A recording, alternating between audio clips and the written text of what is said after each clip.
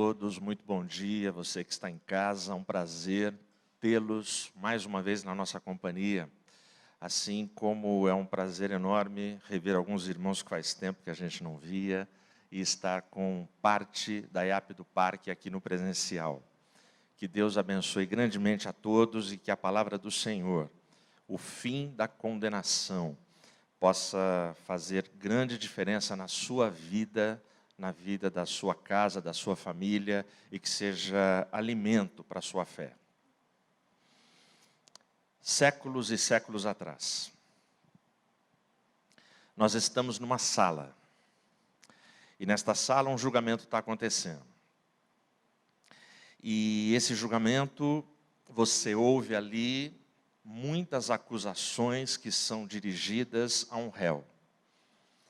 Você também vê nesta sala defesas que são propostas ao réu. Logo adiante, fora da sala, nós temos uma forca. E aí, quando termina o julgamento, o réu é conduzido até essa forca, ele é colocado numa plataforma alta, o seu carrasco vem e posiciona ele em cima de um alçapão, coloca a corda no seu pescoço, fixa bem o nó da corda, por trás dele vem com um capuz e coloca em sua cabeça para que ele não assista toda a tragédia, o drama que vai acontecer. E aí, sem muita cerimônia, um ministro do Evangelho, que está ali para fazer uma oração, ora, o delegado vem e puxa rapidamente o alçapão e o corpo desse réu fica pendurado. Em questão de minutos, ele morre enforcado. Por que é que ele morreu enforcado? Porque ele foi condenado. Existiu uma sentença e ele foi condenado. O tempo passa e os homens começam a entender que a forca, a morte por enforcamento, é uma morte muito cruel. Então, nós estamos novamente em uma sala, acusações são feitas, defesas, e aí não tem jeito. Passa alguns dias, o réu que estava sendo julgado se vê numa cadeira elétrica. E aí, no dia 6 de agosto de 1890, William Kemmler é o primeiro homem a morrer numa cadeira elétrica em Nova York, nos Estados Unidos. É descarregado sobre ele uma descarga de 2.000 volts. E os caras tinham certeza que com 2.000 volts mataria ele instantaneamente. A ideia da cadeira elétrica é porque os defensores dos direitos humanos entendiam que a morte por enforcamento era muito cruel, porque ela demorava para acontecer. Então agora vamos dar uma morte mais humana, cadeira elétrica. Só que no primeiro cara, a descarga de 2.000 volts não matou ele. E ele fica se estribuchando na cadeira e todo mundo apavorado. Existiu na época uma briga entre duas poderosas empresas para ver quem forneceria o gerador. Uma das empresas era a Westinghouse, porque existia toda uma notícia, uma mídia em volta do evento. E seria bom, entre aspas, para a empresa ganhar essa licitação. E a Westinghouse ganha e o gerador dela não dá conta e não mata.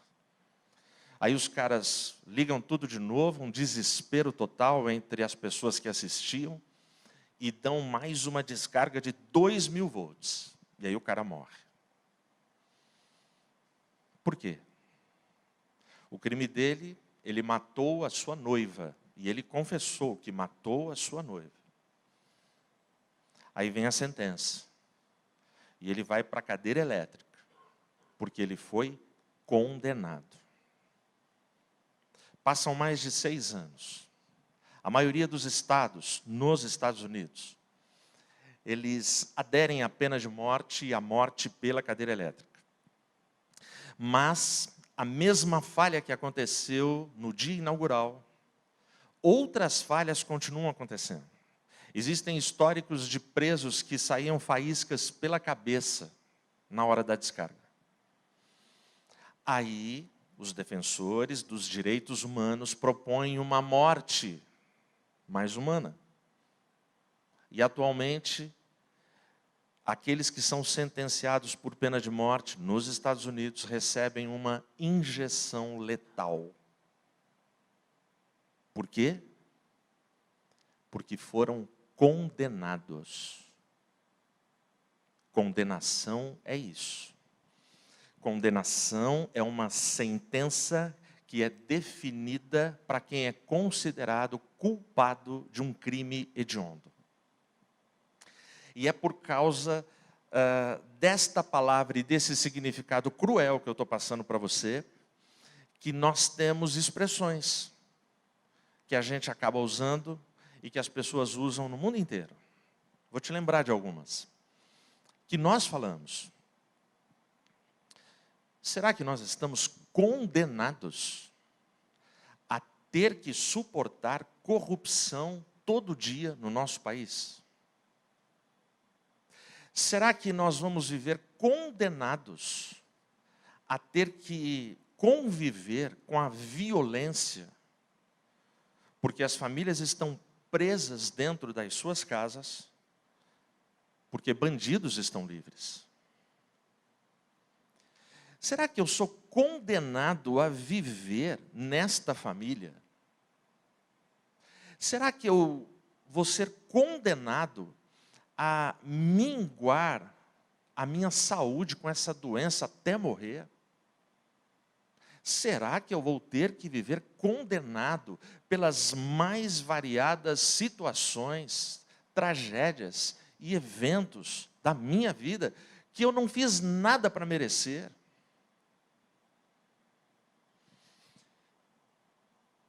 Será que existe na Bíblia alguma promessa que fale sobre o fim da condenação para condenados como eu, como você? Porque se fôssemos colocar na balança da vida, condenação era tudo que a gente mereceria. Mas será que existe uma promessa? Sim, existe. Eu vou ler para você, se você está aí com a sua Bíblia, Romanos, carta de Paulo aos Romanos, no capítulo 8.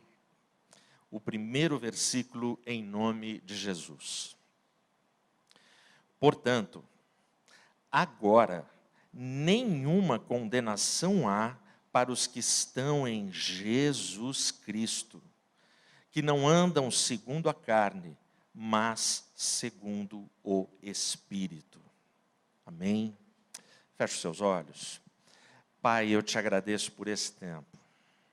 Eu te agradeço pela exposição da Tua palavra. Eu me submeto, Senhor, à unção desta revelação e deste texto bíblico. E eu peço a Deus que a gente tenha fé o suficiente, compreensão e discernimento suficiente, que a gente tenha humildade, submissão e obediência suficientes, Pai, para tomarmos posse desta promessa.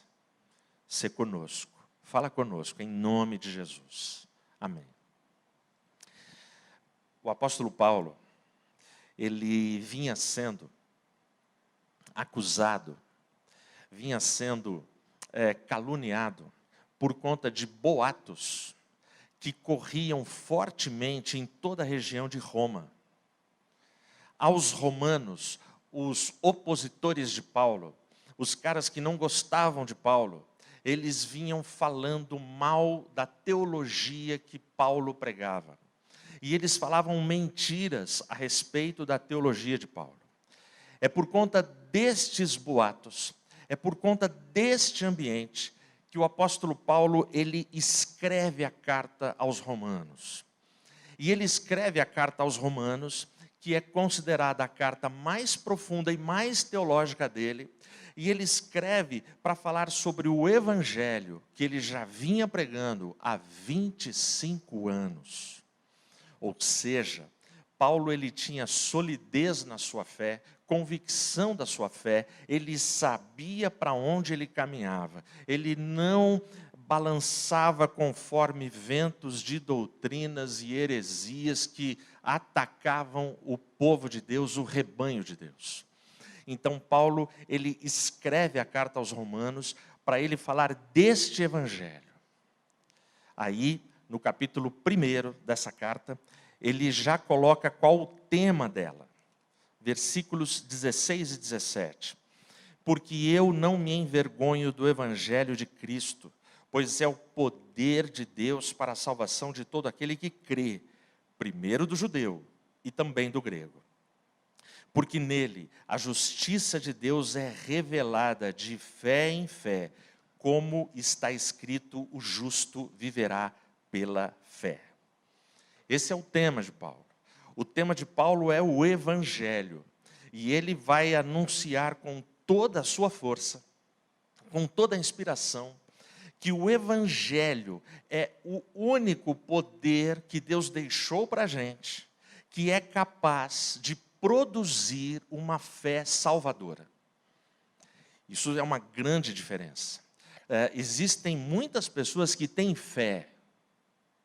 As pessoas têm fé em pessoas, têm fé em coisas, têm fé em governos. As pessoas têm fé na sorte, têm fé no azar, têm fé em muitas coisas. Mas a fé salvadora, a fé que faz diferença nas nossas vidas, é a fé no evangelho de Jesus Cristo. Por isso que Paulo ele dá ênfase no tema dele. Este evangelho é para a salvação do judeu, mas também do grego. Uma das calúnias que se falavam entre os romanos é que a teologia de Paulo era somente para judeus. Mas Paulo ele vai dar ênfase em toda a carta que o evangelho é para o mundo inteiro.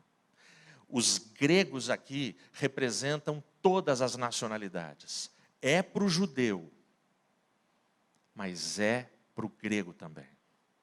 Por isso que ele é o poder de Deus. Então Paulo, logo na introdução da carta, ele fala da condição miserável, da condição social, no capítulo 1 e 2.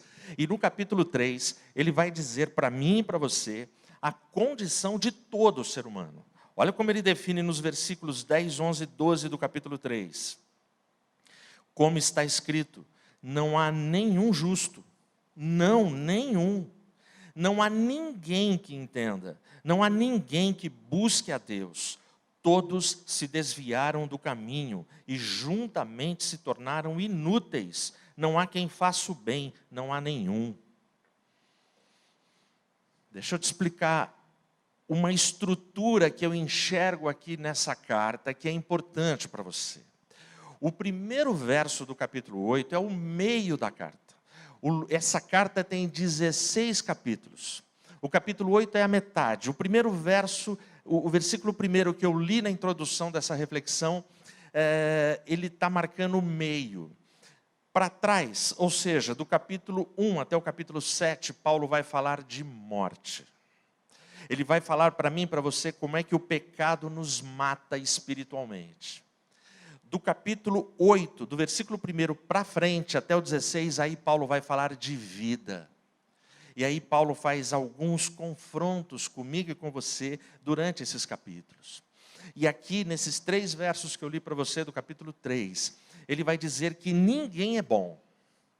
Não tem bom. E ele se inclui nisso. Ele não está falando que ele é o único, que ele é a exceção. Mas o problema é que o padrão que Paulo coloca é um padrão inatingível por mim e por você. O padrão de bondade de Paulo, de santidade de Paulo, o padrão que ele anuncia no Evangelho é justamente Jesus Cristo. E quem de nós consegue ser igual? Quem de nós consegue ter a mesma santidade, ter o mesmo poder, a mesma unção de uma das pessoas da Trindade, do próprio Deus. Então Paulo ele coloca isso. Por quê? Porque tem gente, eu já encontrei pessoas, quando a gente lê esses 3 versos de Paulo aos Romanos, capítulo 3, 10, 11 e 12, tem gente que fala assim, pastor, eu estou fora. Eu não sou assim, pastor, eu sou bom. Eu entrego os meus dízimos, eu não falto na igreja, eu sou correto, eu não atraso os meus pagamentos, eu não minto. E aí só me resta lembrar do meu filho, eu já contei para vocês, o dia que eu cheguei em casa, ele falou, pai, presta atenção como eu sou demais. Mateus devia ter uns 7, 8 anos. Naquela semana, no colégio adventista, ele tinha decorado os 10 mandamentos. E aí aquele moleque com 7 anos na sala começa a recitar os 10 mandamentos para mim. E ele começa, não terás outros deuses diante de mim. Pai, eu não tenho. Não farás imagem de escultura. Pai, eu não faço. Não tomarás o nome do Senhor teu Deus em vão. Pai, eu não tomo o nome de Deus em vão. Lembra-te do dia do sábado. Pai, eu guardo o sábado. O mais legal foi quando ele chegou em não adulterarás. 7 anos de idade. Ele falou, pai, eu não adultero. Amém. E ele foi os 10 mandamentos e falando, pai, e ele terminou com uma cara de pau. 7 anos de idade, ele olha para mim e fala assim, pai, eu não sou demais. Se a gente ficasse na dimensão humana, sim, meu filho seria demais. Com 7 anos, hoje nem tanto.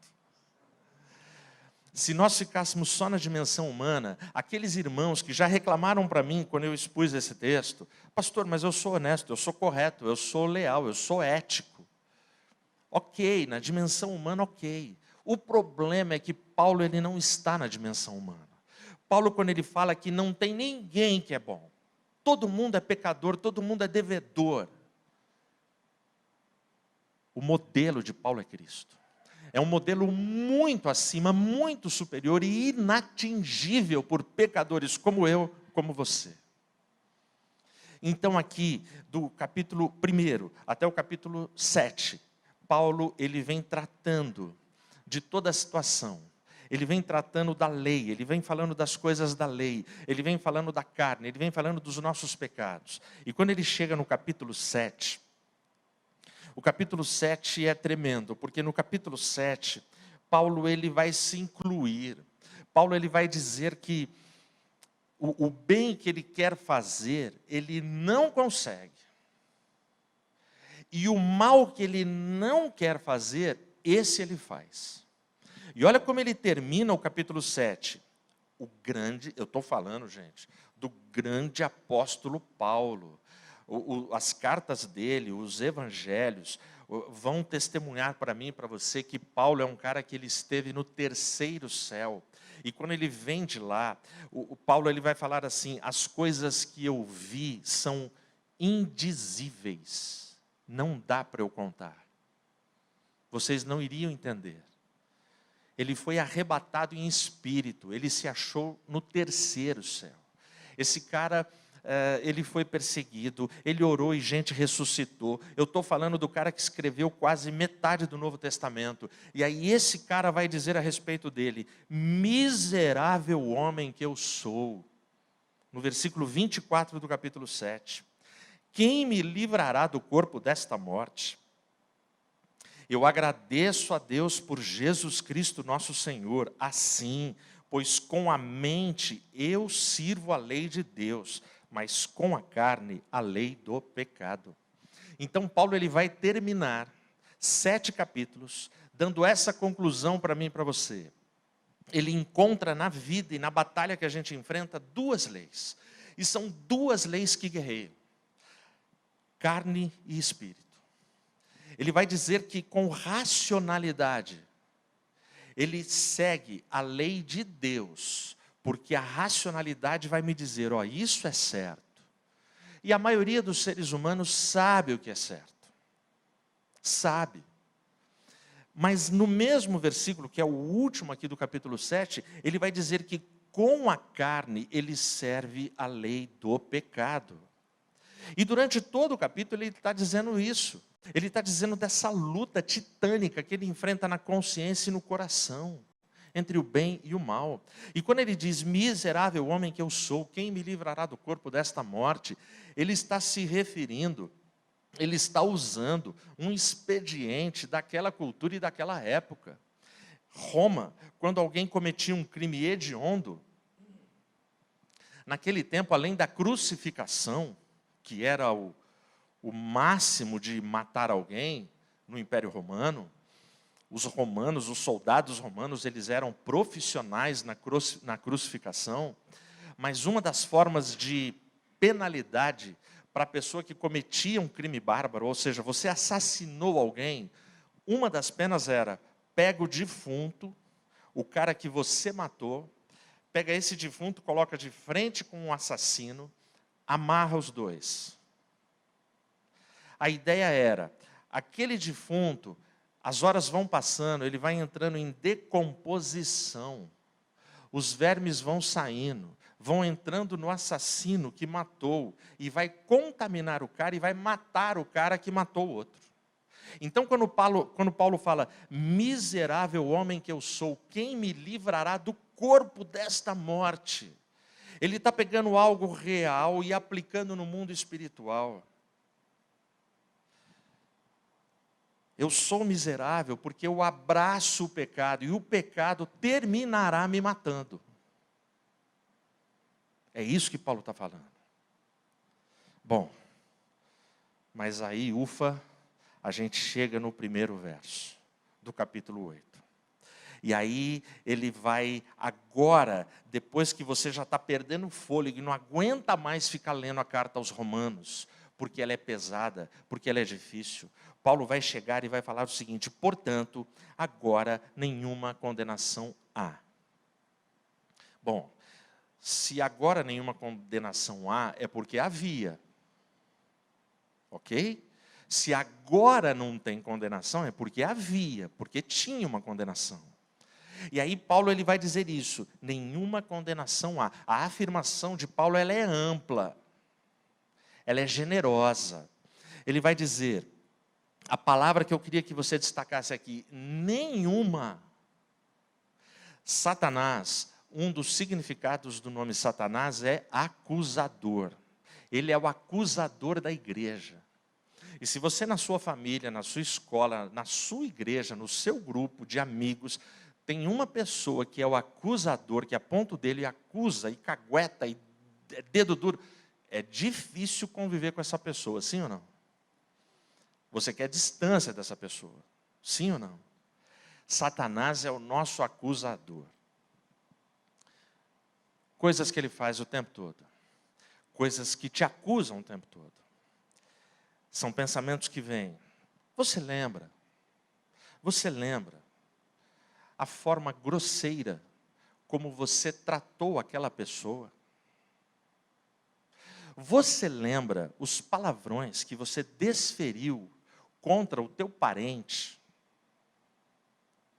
Você lembra dos bens, do patrimônio, da esposa, do marido, do seu próximo que você cobiçou? Você lembra das tentações que seduziram você? Você lembra do mal que você desejou para determinadas pessoas? Você lembra das mentiras que você arquitetou para conseguir o que você queria e chegar onde você está? E Satanás vai acusando. Satanás vai acusando, e a nossa consciência fica acusando, fica martelando. E aí no fim de todas as acusações, porque a lista poderia ficar aqui o dia inteiro, no fim de todas as acusações, Satanás, ele termina da seguinte forma, você é fraco, você não presta, você é um fracassado, você não tem solução, você não tem perdão, você nunca vai conseguir se levantar dessa lama, dessa miséria que você está. Não. Romanos 8, versículo 1, chega para dizer o seguinte: portanto, agora nenhuma condenação há. Amém? Ah, pastor Ed, mas eu vivo pisando na bola. Eu também.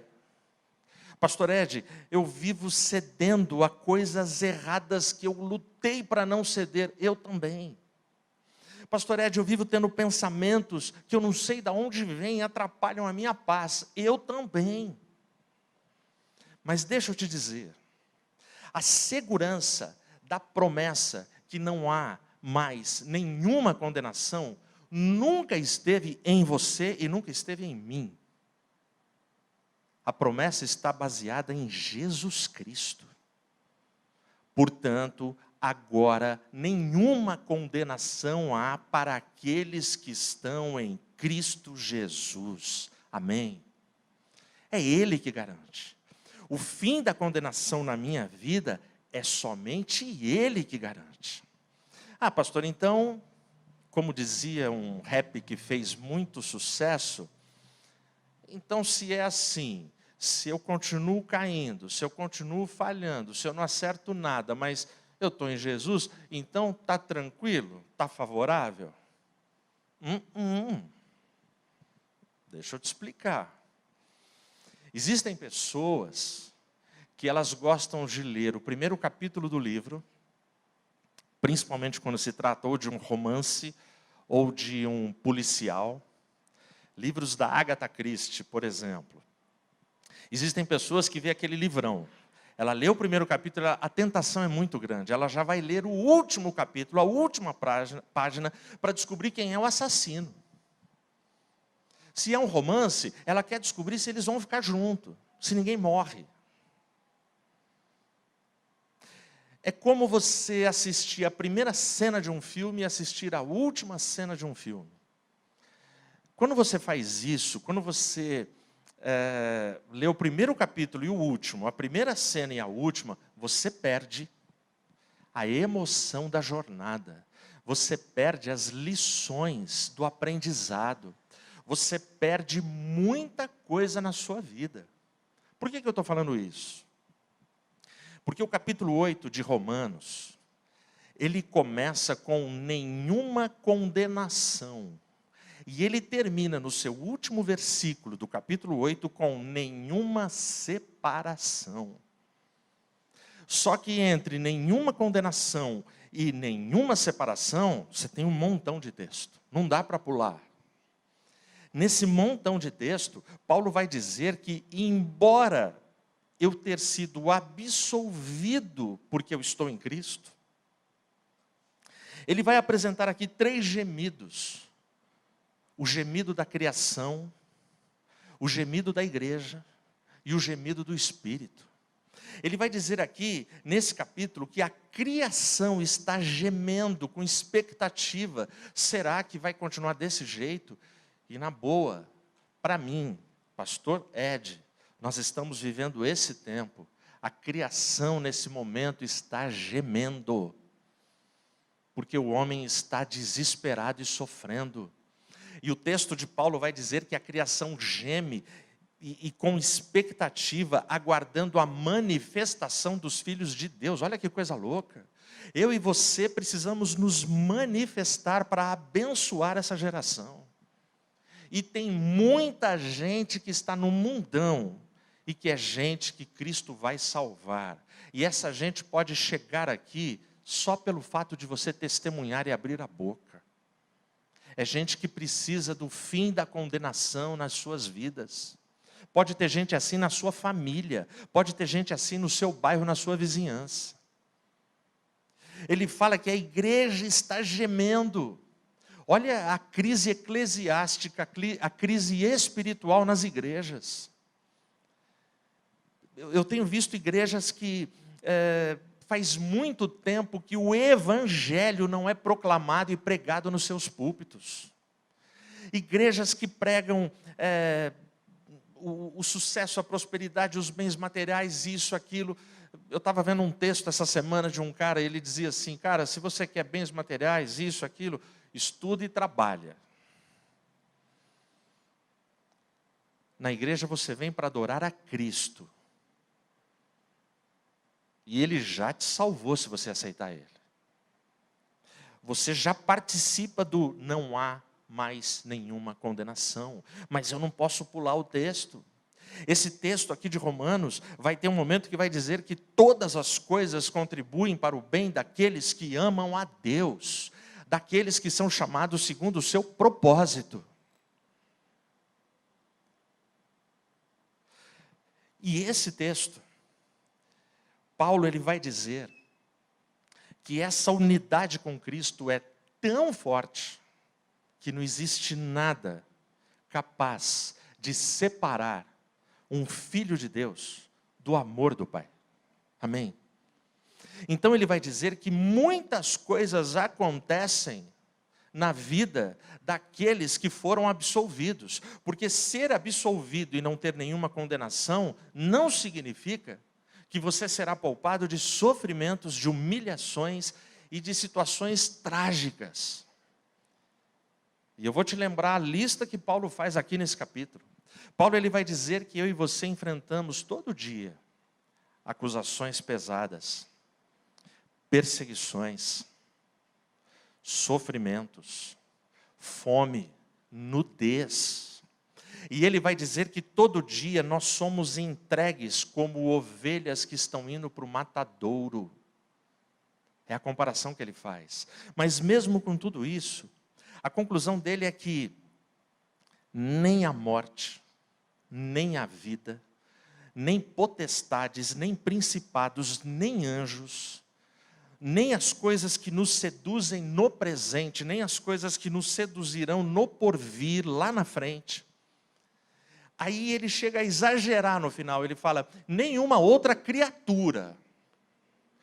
Então se as mentes brilhantes de Hollywood inventarem uma super criatura, Paulo ele já colocou aqui em Romanos capítulo 8, nenhuma outra criatura será capaz de nos separar do amor de Deus que está em Cristo Jesus, o nosso Senhor. O fim da condenação. Versículo 1, capítulo 8. Você não precisa esperar a morte chegar para que a condenação na sua vida termine. Presta atenção nessa outra palavra. Agora, nenhuma condenação há. Então agora eu destaco essa palavra. Agora, é já. Por quê? Versículo 2. Porque a lei do Espírito de vida em Jesus Cristo me livrou da lei do pecado e da morte. Então é agora. Você pode ter o final da condenação espiritual e eterna na sua vida agora. E como é que isso aconteceu? Como é que Paulo consegue fazer essa afirmação aos romanos? Para você entender isso, eu preciso te ajudar a lembrar do que está escrito no Evangelho de Marcos, capítulo 15, os versos 37 e 38. É o momento final da cruz. O texto vai dizer que Jesus ele deu um brado. E quando ele deu um brado, e ele rende o seu espírito, e tudo termina, ele morre. O texto vai dizer que lá no templo, o véu no templo, ele se rasga de alto a baixo e parte em dois. Para você entender, como era esse véu? O véu no templo, ele tinha 18 metros de altura por 9 metros de largura. O véu no templo, ele era construído com um tecido com 72 dobras. Cada dobra com 24 linhas. O véu do templo, pelos cálculos mais seguros, ele tinha 1 palmo de espessura, ou seja, o meu palmo dá 20 centímetros e pouco. Nós estamos falando que não era uma cortina de um paninho, como essa aqui da igreja. Não, era uma parede, cara. Era uma parede. E aquela parede, o texto de Marcos diz que quando Jesus, ele bradou, está consumado, entregou o Espírito, o véu do templo se rasgou de alto a baixo. Deixa eu te dizer, Essa expressão, o véu do templo se rasgou de alto a baixo, e o texto é muito claro, não teve a participação humana. As mãos que estavam por trás desse ato eram mãos divinas. O próprio Deus pegou aquela parede de tecido e rasgou de alto a baixo 18 metros.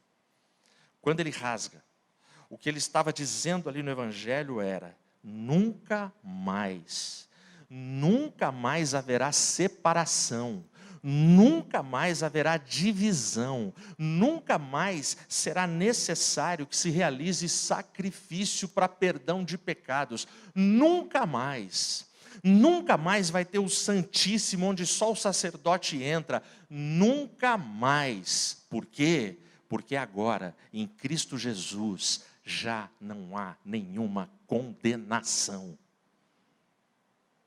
Não há condenação. Nós somos absolvidos. Primeira carta de Pedro 3, 4, 17. Vai dizer para mim e para você que o juízo começa pela casa de Deus. O juízo começa pela casa de Deus. E aí Pedro ele pergunta: bom, se começa pela casa de Deus, qual será o fim das outras pessoas? E aí o mesmo Paulo, na sua segunda carta aos Coríntios, 5, versículo 10, ele vai afirmar que todos nós havemos de comparecer ante o tribunal de Cristo. Então tem um julgamento, cara. Agora presta atenção. Por que é que Satanás é um frustrado, é um acusador, que não pode mais nos condenar? Condenação só é legítima e só pode ser executada se tiver um julgamento. Sem julgamento, ninguém pode ser condenado. Agora, quando Paulo diz: presta atenção, tudo que eu escrevi em 7 capítulos é verdade, o desespero, a miséria, a decadência humana são reais, mas agora não tem nenhuma condenação. Para quem? Para aqueles que estão firmes em Cristo Jesus, que não andam segundo a carne, mas segundo o Espírito. Paulo, ele define ali uma grande bênção. E se Jesus prometeu, ele é poderoso para cumprir. E aí eu vou ler para você, João 5, 24. João 5, 24, Jesus, ele afirma que não existe mais condenação. Olha o que ele diz: na verdade, eu vos digo, quem ouve a minha palavra e crê naquele que me enviou, tem a vida eterna e não entrará em condenação, mas já passou da morte para a vida. Amém? Se você espera o fim da condenação na sua história e na sua vida e quer abraçar essa promessa, tenha a melhor posição nesse mundo. E a melhor posição nesse mundo é estar junto da pessoa de Cristo Jesus. Ele conquistou essa absolvição para a minha vida e para a sua vida. Para a gente terminar. Um casal visitou a Casa da Moeda. E na visita eles estão andando, vendo os vários setores da Casa da Moeda, departamento ali da Casa da Moeda. Eles estão vendo passo a passo como se fabrica dinheiro, como se imprime dinheiro. E aí chegam no lugar das moedas, onde se prepara moedas.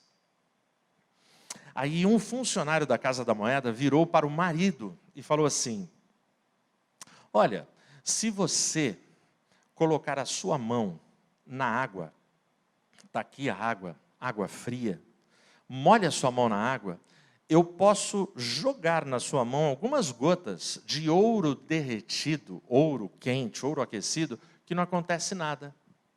E o marido ficou ouvindo. O marido não falou nada, aí o cara falou assim: quer experimentar? O marido respondeu para ele assim: não, eu acredito em você. Quando o marido respondeu, eu acredito em você, a esposa, imediatamente que assistiu toda a cena, falou assim: eu quero experimentar. O marido tomou um susto. Imediatamente, quando ela falou, eu quero experimentar, ela já pôs a mão na água, molhou a mão com água e estendeu a mão para o funcionário. O funcionário pegou o ouro, derretido, quente, e jogou na mão dela. Não aconteceu nada, não queimou, ela não fez ai. Tudo perfeito.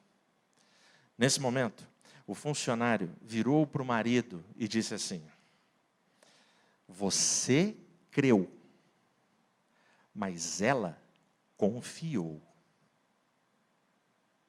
Salmo 37, versículo 5. Entrega o teu caminho ao Senhor. Entrega os teus sofrimentos ao Senhor. Entrega os teus dramas ao Senhor. Entrega as tuas lágrimas ao Senhor. Entrega as injustiças que fazem com você ao Senhor. Entrega toda a tua vida ao Senhor. Entrega os julgamentos que tribunais humanos fazem contra você ao Senhor. Confia nele e ele tudo fará. Que Deus te abençoe. Que o fim da condenação seja uma realidade na sua vida. Que a paz de Deus inunde a sua vida. Amém? Deus nos abençoe.